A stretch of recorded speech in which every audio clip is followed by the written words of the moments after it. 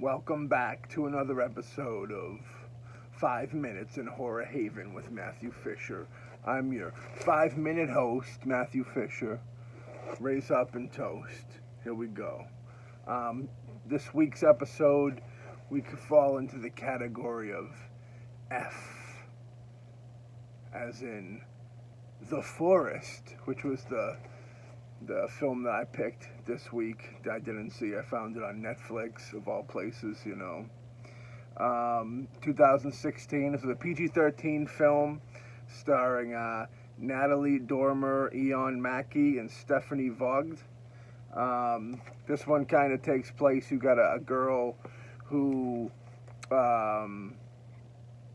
it's kind of set in the suicide forest in Japan. I'm not going to murder the name.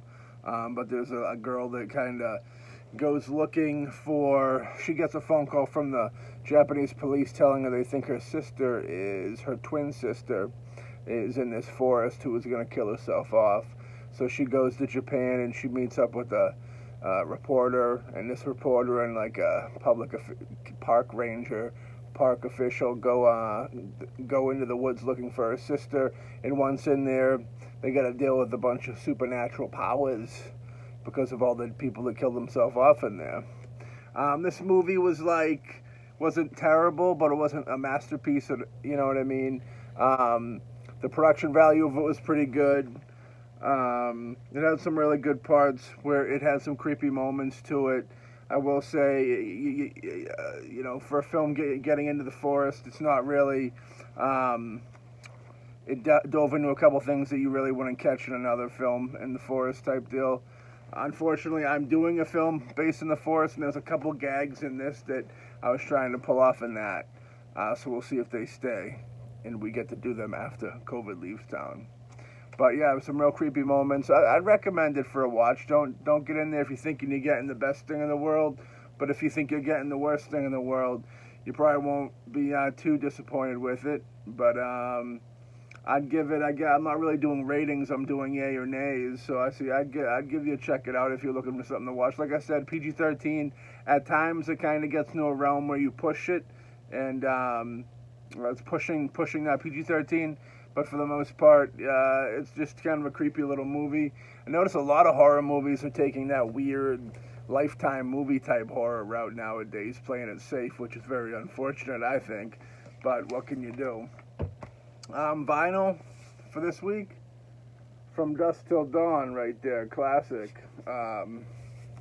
Classic, this is Rodriguez and directed, Tarantino wrote and starred in. I've seen this set, and I was very pleased with it. It was one of those things I really wanted to get. I was like, oh shit, gotta get that. You know what I mean? Great soundtrack. I think Los Lobos does a bunch of songs on it. But it's one of those things. You know what I mean? This got a cool colored vinyl, if I remember correctly. Color scheme. Oh yeah. Show off some of this stuff. The old days. You got George Clooney looking like a handsome guy up in there. Get some blood splatter. You got the gun and the bat. As you know from the film. With that clear, with the white blood splat. You can't go wrong with that.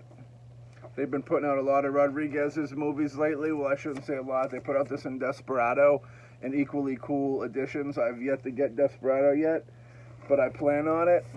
That'll be coming soon, even though we already passed it. I'm going to show this in real quick. I'm sure Tarantino's on there somewhere. Pictures from the set. Blood. More blood soaked. This one's got the etching on it on the back.